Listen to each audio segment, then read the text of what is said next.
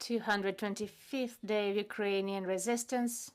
Ukraine Media Center, Ukraine Forum Works. My name is Vasily Simokhvalov, and we are starting our next briefing. We are starting a conversation with Volodymyr Matsokin, Deputy Mayor of Izium. Volodymyr, good afternoon.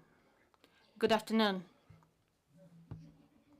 Volodymyr, what has changed in town after the occupation, after it has been liberated from the Russians? What is the situation as of now? The situation as of now, well, good afternoon to everyone present here. As of today, I would probably mention the tendency. In general, the circumstances are quickly changing. The circumstances as of the occupation are different. Now, our population today, our citizens, have received humanitarian aid. They have received food supplies. Today, we systematically distribute them. There is enough humanitarian aid. The humanitarian aid is different through all the donors, through volunteers, and everybody else, and we're grateful to them. Now we started receiving construction materials, and we are distributing them between citizens so that people could restore their roofs, repair their windows, and in general, this is our preparation for the winter. 2 days ago, stable mobile connection and internet came to Izium. It is possible to use the messengers now. We can quickly exchange information. This is a normal tendency, a good tendency on the situation with the utility services. As of today, the works and restoring electricity supplies in the community are being done. We are waiting by the end of this week to have electricity supply everywhere or early next week, because the works are complicated by various factors. The posts are mined a lot, and the networks, electricity networks, are mined. We receive these reports all the time. Also, work on restoring supply of gas to the community is being done. If there is electricity, we will also have water supply and sewage in town. This is the situation in town as of today. I apologize for using this high language, but the emergency services are heroic today. The demining is very active. They have removed a lot of debris. There is a lot of work remaining, but there is movement and progress each and every day. And out of my personal impressions, today we can walk in the city and see that the people are sitting in the park freely, they're smiling to each other. It makes me very happy that normal life, maybe with small steps, but it is coming back to our community. About the people, how has the population changed after the occupation? Have the people changed, you mean? No, are people coming back to the city? I hear you well today. First of all, I would like to say that we, as the authorities, are happy that our company owners are coming back to Izium. They are planning how to restore their work to provide services to population.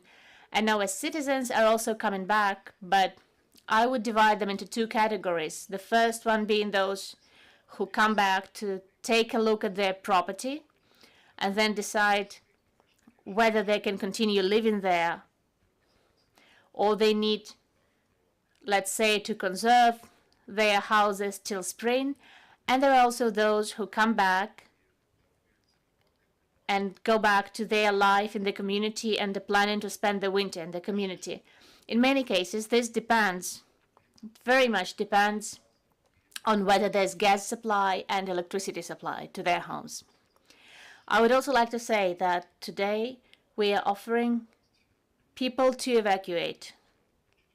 Those people who want to get out, primarily families with children, people with disabilities, elderly people. We understand we have a question here. Please.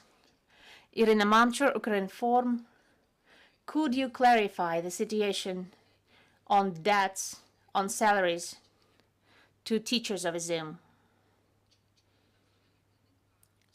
Why did the situation happen? Is the information that we hear and see on social networks objective, that the debt is for many months?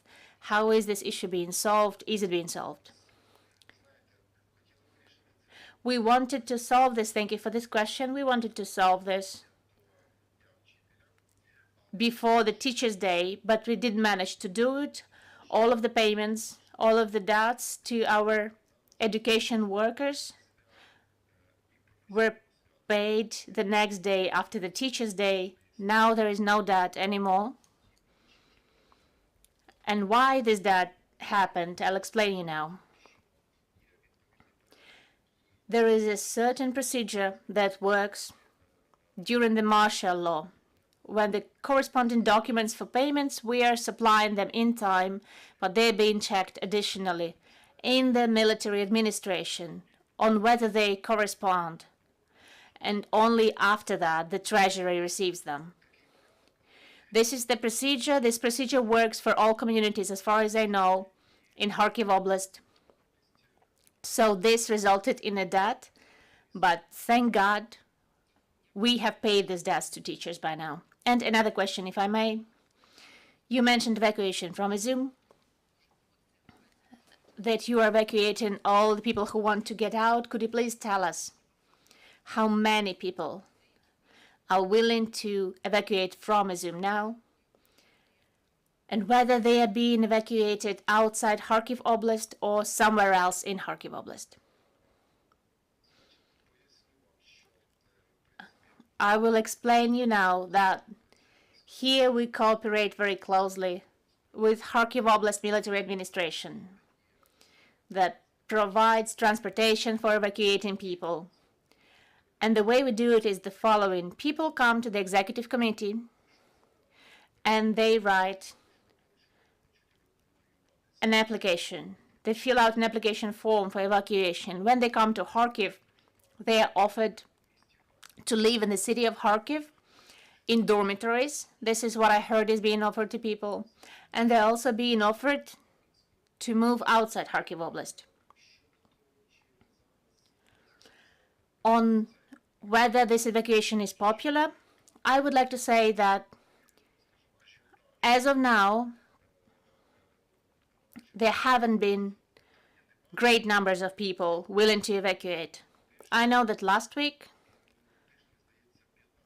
about 15 applications were written to evacuate.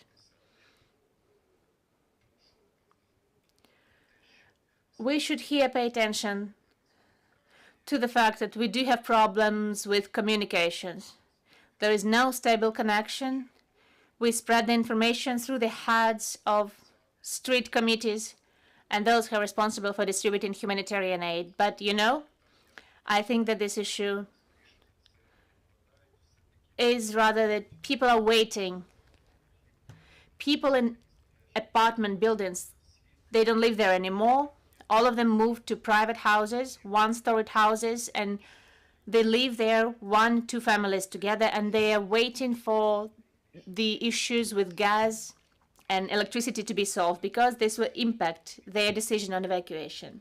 I have another question. Coming back to the educational process, how are the schools working? On September 1st, when the Russians moved in their teachers, their textbooks, some children, they started their educational process in the Russian school, so to say, and now this process needs to be relaunched. What is the situation in Izium now? You know, Russians in our community were so incapable that they mostly produced fake news in their educational process. They didn't do anything. They wrote that they will open the schools they said that they were unfortunately re-educating some of our teachers in Kursk, but the Russian educational process in our community has never started. On the contrary, we, starting from September 1st, using the educational platforms that we placed in Kharkiv, we started providing educational services. And by the way, in Kharkiv Oblast, education is only online. And September 1st, as it should be, we started 2 schools, 2 lyceums online, number 1 and number 2. They're working now. All of the educational programs regulated by the Ministry of Education and Science of Ukraine are being fulfilled. And the problem we have now is with the children who stayed here in the community, in Izium, because there was no opportunity to organize education here for 2 reasons. First, lack of electricity supply, and second, lack of stable internet connection. And here now we're solving this issue. We have connection now. We need electricity. And one of the platforms for online education, we will be able to put it in the city. We have the teachers and the heads of educational facilities are also in town. They're ready to start working. So even under these difficult circumstances, the educational process in the community, even under the circumstances of occupation, it was being carried out according to the requirements of the law. We have another question. Yes, the question is on Kamyanka village that is included into the territorial community. All of us remember how much this village was destroyed by the Russians. But there is also information from people who moved out of the village earlier, who evacuated, that there were still people living in the village. And later, when this village was liberated, deoccupied by the Ukrainian army, no people were found there. Do we know anything about the fate of those people? Is there any information on the number of people who died from this village, from Kamyanka in general? Yes, I will give you the following answer. Thank you for your question. What comes to infrastructure, buildings, it was a modern village. It had culture houses. The culture house there was better than in the Izium city. And the lyceum, this village was organized at the very high level. The local self-government there was quite strong, but it does not exist anymore when it comes to buildings and infrastructure. According to what we know, as of today, 10 people, 10 members of our community still live in the city. They receive humanitarian aid. They were also, of course, offered, as we have offered all the members of the community, to evacuate. And today, the professionals of the emergency services, I will repeat, but they are real heroes. They're working in Kamyanka village as well. They're removing the debris. And unfortunately, yesterday in one of the basements, they found the victims of this war. They found the body of a woman. So the number of victims, and the village does not exist anymore. It's wiped off the face of the earth. So the work that the emergency services are doing there is removing the debris. And this work is continued, and we are still counting the number of victims in this wonderful Kamyanka village that is part of our territorial community. So, of course, my condolences to everybody who lost their lives in this village, because Izium was hit a lot, but Kamyanka was hit even more by the Russian shelling. Thank you very much. We had Volodymyr Matsokin, Deputy Mayor of Izium, with us today. He spoke about the situation in the city after the occupation. We will continue our work tomorrow. See you.